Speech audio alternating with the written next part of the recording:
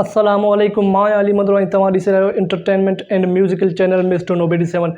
अॼु मां तव्हांजी ख़िदमत में हिकु इशू खणी हाज़िर थियो आहियां। जीअं त कुझु ॾींहं पहिरीं खां वठी कुझु दोस्तनि जा ईमेल्स पिया अचनि त तव्हां मिस्टर नोबडी 7 ते जेकी वीडियोज़ हुई जेका सॉन्ग्स हुआ उहे छो डिलीट करे छॾिया।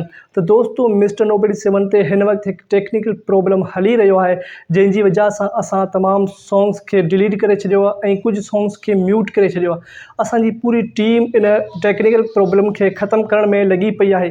जीअं इहो टेक्निकल प्रॉब्लम ख़तमु थी वेंदो त असां साॻी उहे सॉन्ग्स वरी अपलोड कंदासीं ऐं तव्हांजे लाइ वरी उन खां बि बहितरीनु सॉन्ग्स आणींदासीं, त जीअं तव्हां हमेशह ख़ुशि रही सघो ऐं मिस्टर नोबडी 7 खे हमेशह तव्हां सपोर्ट कंदा रहो।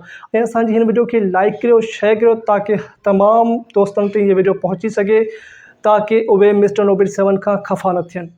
उम्मीद आहे तव्हां असांजी सपोर्ट कंदा ऐं असांजी हेल्प कंदा, छो जो असीं हिन वक़्तु मुश्किल में आहियूं ऐं असांजी जीअं ई इहा टेक्निकल प्रॉब्लम ख़तमु थींदी त असां तव्हांजे लाइ बहितर खां बहितर वरी ॿियो कॉन्टेंट ऐं नओं म्यूज़िक आणींदासीं, जीअं तव्हांखे सभ खां बहितरीनु फील थी सघे। त पोइ मिलूं था की ॿिए वीडियो में, तेसीं ताईं अल्लाह हाफ़िज़।